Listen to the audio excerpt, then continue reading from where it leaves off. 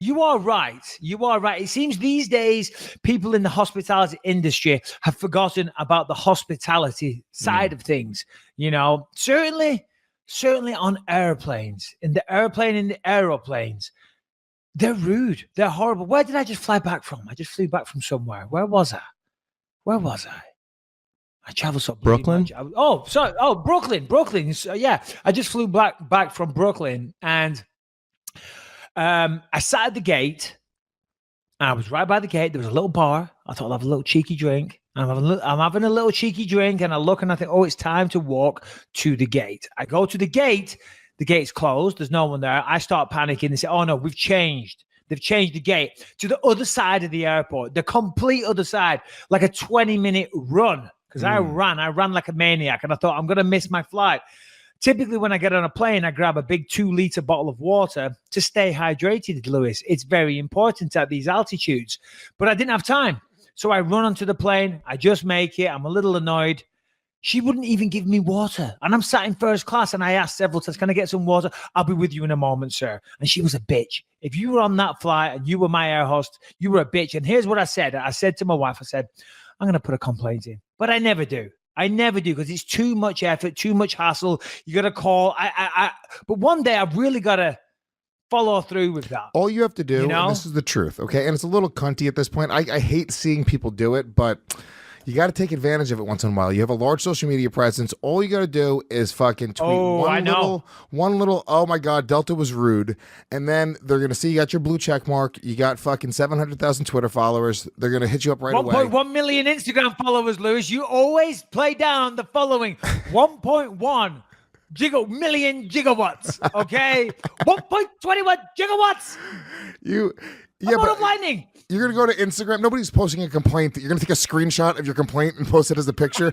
That's fucking psychotic, okay? Nobody's doing that.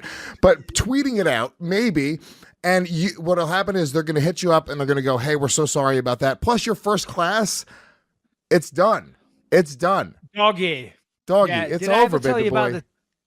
Well, this week, tomorrow morning, in fact, I fly to Brazil. I think we spoke about it on the radio show back in the day, but do you remember the story of me trying to get back from Brazil?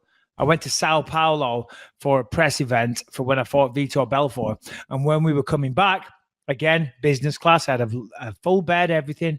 I'm sitting there and I put a movie on. I've got the big headphones on. I take a little something to help me relax on the flight. I'm sitting there, I'm having a glass of champagne. I'm good. I'm fucking good. And I've been watching this movie. It's been on for about 45 minutes. And unbeknownst to me, I didn't know, but all hell is breaking loose at the back of the flight. As I said, I'm drinking my champagne. It's late at night. I'm watching my movie. I'm submerged in the movie, right? I'm not paying attention to everything else. And as the air hostess walked by, I said, excuse me, miss, could I get a little more champagne, please? And she barked at me. She screamed at me, sir, there's more important things going on right now other than getting you your champagne, okay? Do you hear me? And she really shouted at me in front of everybody, and I was really annoyed. And to be fair, when I looked round, there was some issue on the flight, and the flight actually ended up on the runway for about 3 hours, maybe even longer.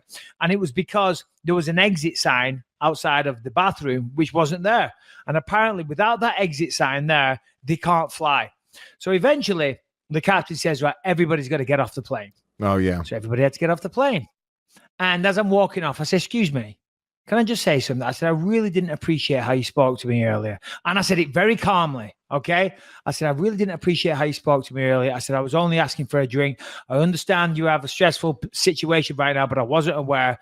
And she said something else, bitchy. I went, all right, whatever, and walked off the plane. We get off the plane. We hang around at the gate for about 2 hours. And then they say, okay, the pilot's going to take off now. Everybody board the plane again. So everybody starts boarding. We're waiting in line. And they say, would Michael Bisping come to the check-in, please? I'm like, oh, shit, here we go. So I walk up and the guy says, I'm sorry, the air hostess is not comfortable with you on the plane. You cannot get on this plane. I'm like, what the fuck? Because if an air hostess just says, oh, I'm sorry, he's a little bit threatening, I'm scared of him, whatever, you're fucked. So I start trying to argue with the guy, which isn't helping my case. You know what I mean? Because I'm getting irate and I'm just perpetuating this myth, you know what I mean, that I'm an irate guy. And I'm like, Jesus Christ, what are you talking about? I said, I asked very nicely. I just had a word that I didn't appreciate. And he's like, listen, I'm sorry. You can't get on that plane. And then fortunately, some nice Brazilian gentleman that I had never met, he came over. He was sat next to me or the next like kind of cabin next to me. He said, listen, I saw everything. This man did nothing. He was very polite. He just, politely complained.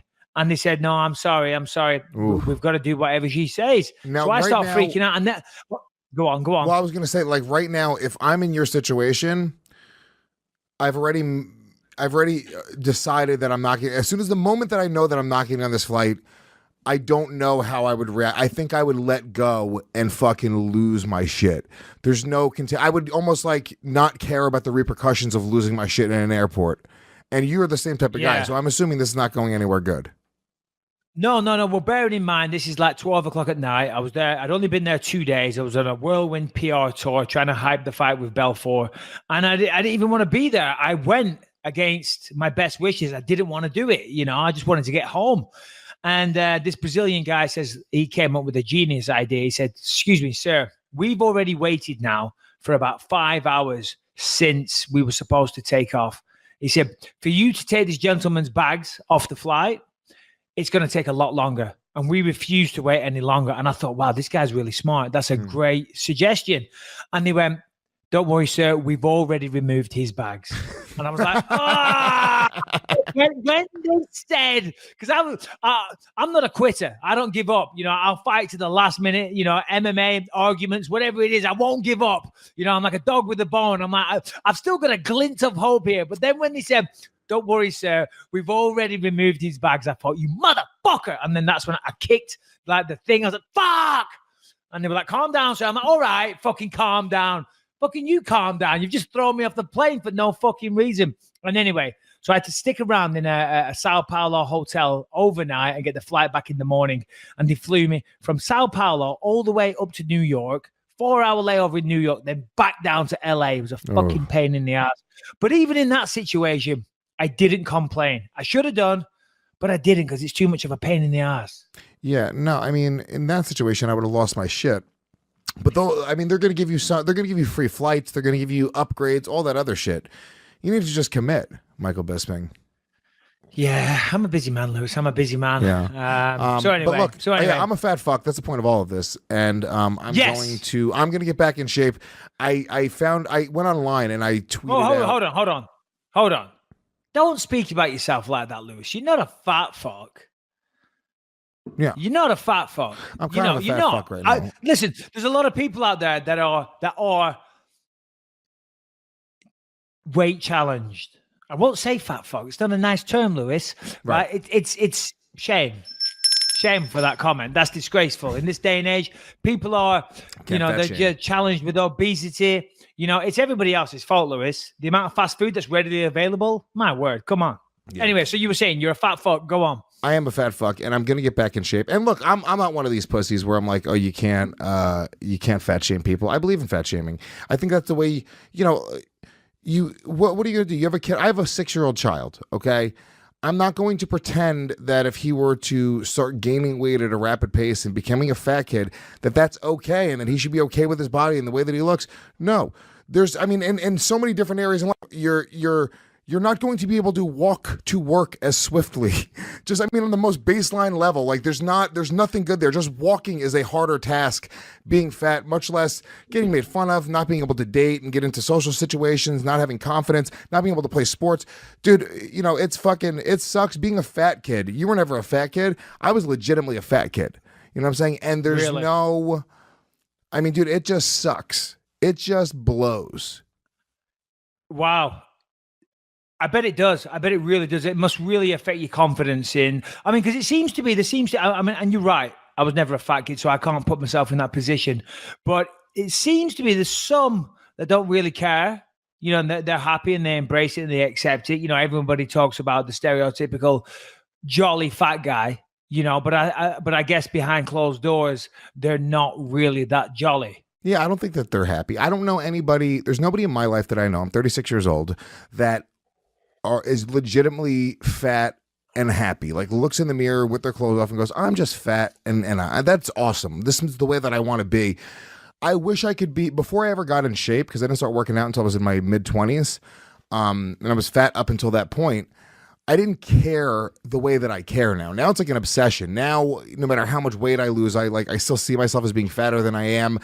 And it almost became, I started caring way more after a certain point. So maybe there's people that kind of convince themselves that it doesn't matter. Like Harrington, I'm sure he seems jolly as shit. You don't give a shit about the way you look, do you, Harrington? No, I'm great, dude. Say, look. Yeah, very jolly. He really is. Yeah. I see him. No. And that's all well and good. But what about this? Because I remember when I met Rebecca, we had kids. I'd stopped any kind of martial arts. I was working at this factory and my diet was terrible. You know, back then I didn't know much about diet anyway. And I'd go to work and I'd just eat garbage all day long. And I'd have a fried breakfast for breakfast, and then just shitty food, and then bars of chocolate all day long and whatever. And slowly but surely, and then a few beers in the evening and stuff, it all adds up. And I wasn't exercising because when I was younger, I was always slim because I was active, and I could eat whatever I want. And when you're younger and you think, I can eat whatever I want, I don't get fat. And then, of course, as you start getting into your 20s, your metabolism slows down a little bit, things change. And I remember one day, because everyone at work, we bust each other balls, whatever, all the other workers on the shop floor. And they'd always be like, shut up, Bisping, you fat fuck. That was their go-to. And I'm like, fat? What are you talking about? I'm not fat. I'm just fucking big, And then one day at our old house on Nelson Street, we didn't have a shower. We only had a bath.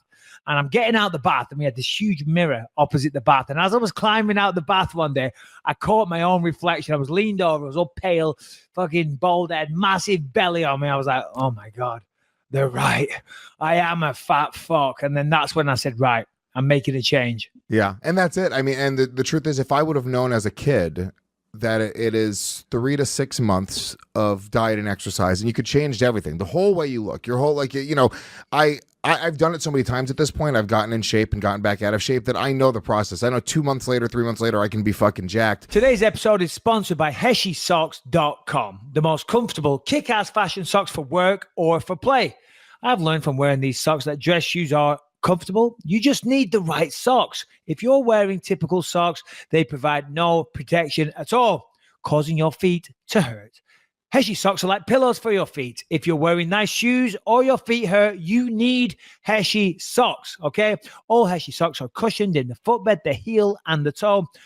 Equals maximum comfort. They have arch support in the center of the foot. They're made with high-end Pima cotton.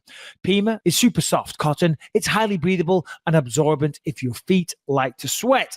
And they are also antimicrobial, kills the bacteria and keeps your feet from stinking, especially when you take your shoes off. Offered in a variety of styles, fashion, basic, statement, subtle. You can wear these socks with dress shoes or sneakers. So you want these socks, you want to be comfortable, you want to be fashionable, you want to be stylish, you want to set trends.